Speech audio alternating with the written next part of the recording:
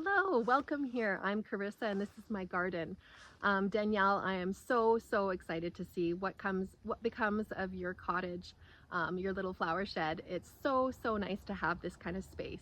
So as you can see, we had our first dump of snow.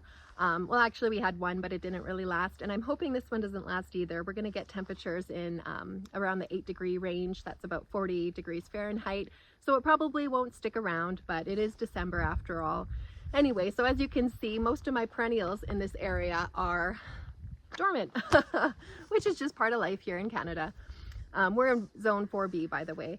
Anyway, so we established this area just this last spring. So we started with just raw ground. I'll insert a picture so you can see what it looked like. And as we sort of leveled the ground for the shed, we decided to put landscape fabric down. We deal with Bermuda grass, which is just an awful grass. If you have it, you know how bad it is. So we decided to put landscape fabric down here for the walkways, for the gravel. And then we built, I think, 8 raised beds, and they're all deer resistant perennials, and they've done well, so well.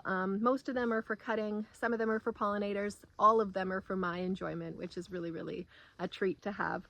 So this area is sort of just like a nice little cozy area. I have my flower farm behind me, which is quite large, more harvest, utility style with, beds and rows and very orderly. And this area is a little bit more cottagey, a little bit more quaint, a lot of fun and a lot of beauty.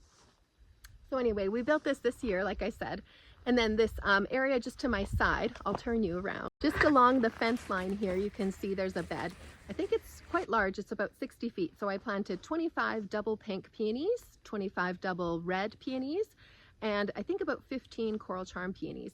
So they take a while for their roots to get established, so they'll hopefully give me blooms next year or the following year.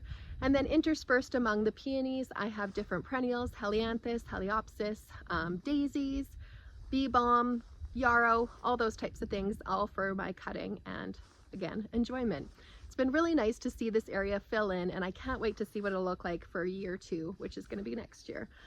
So it's been really nice to have this area. And then on either side of the door, I've got clematis growing, and I'm just hoping it'll sort of take over the shed and just do a beautiful job, adding that little touch of whimsy. And then I also have nepeta in each of the beds. I like symmetry, so I've got nepeta on each side, I think yarrow on each side, and calendula, which usually reseeds for me. So hopefully it'll kind of have a nice consistent look as the years go by. So our shed is a 12 by 10, and it's made by Cedar Sheds, and I believe they ship internationally. So check out their website. They've got tons of different options, and it was a real treat to kind of put together my dream shed with them. So I've got my 2 windows here, which they come with on either side of the double door, but then we opted to add 3 windows to the back side of the wall because I wanted extra light coming in when I was doing all my flower arranging. And then on the other side, we've got a little potting shed with a awning that my husband built, and that's for my customers to pick up. So I'll put my little jar out there with the flowers, and they'll come and pick up their bouquet just right there. I know when I was looking for ideas and inspiration, I was just scouring the internet before we purchased this shed, and it was hard to find. There's not a lot out there. I hope you enjoyed this. I hope it gave you maybe some ideas for your own shed. And Danielle, again, thank you for hosting this tour, and I'm just so excited to follow along and see what becomes of your space. Here we are on the outside, just in front of the double doors and the stairs here.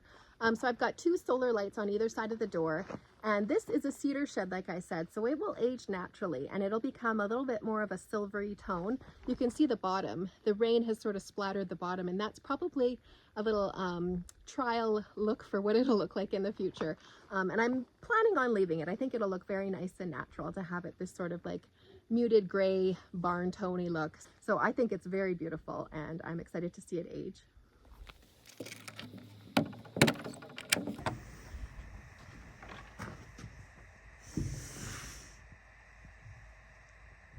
Here we are inside the flower shed.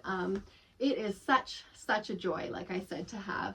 I store a ton of my dried flowers in here. They seem to hold up really well. I don't have any insulation in here, no cooling, no heating, and they seem fine. As long as they were dried with all their humidity taken out of the plant before the first frost, it seems like they hold up in the cold temperatures so far.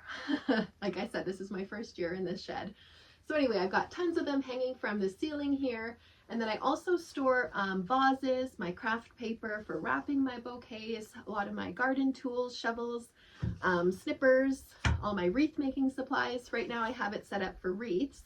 So behind me I've got all my evergreens, got all my wire ribbons and all of those types of things to make wreaths.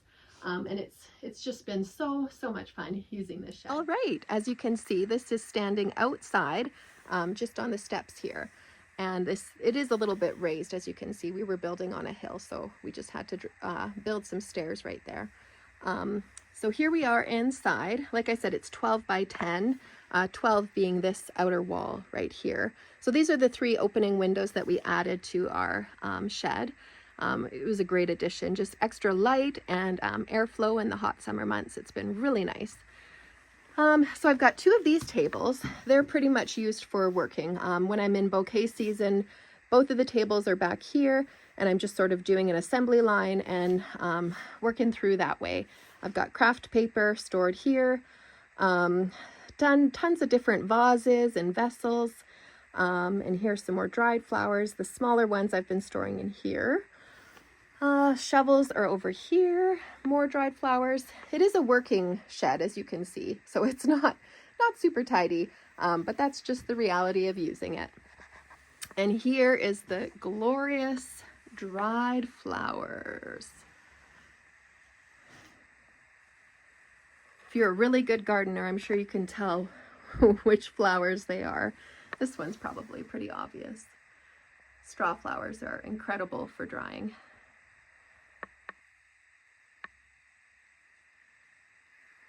Okay, and then on this side of the wall, I have obviously more dried flowers, a shelf up here to store some of my wreath supplies and some jars. Those are Christmas ornaments in those clear little baubles. More vases down here, more supplies, and a little bit of supplies here, elastics and business cards, so I can be all professional. These windows open up too, which are fabulous. They're very, very small, but very cute.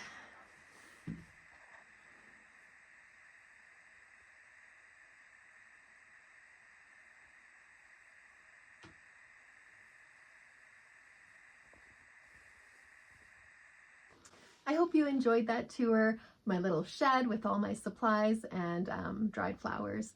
I know when I was putting together my dreams and plans and ideas for my own flower shed, I just scoured the internet just looking for all the different ideas. So it's so helpful to see how different people do it. I hope you check out my channel. It's Carissa's Garden, and I do a lot of cut flower arrangements, growing, landscaping, and all of that type of thing. Thanks again, Danielle. I'm so looking forward to seeing what you come up with in your own space. I hope you guys have a great day, and thank you for joining me.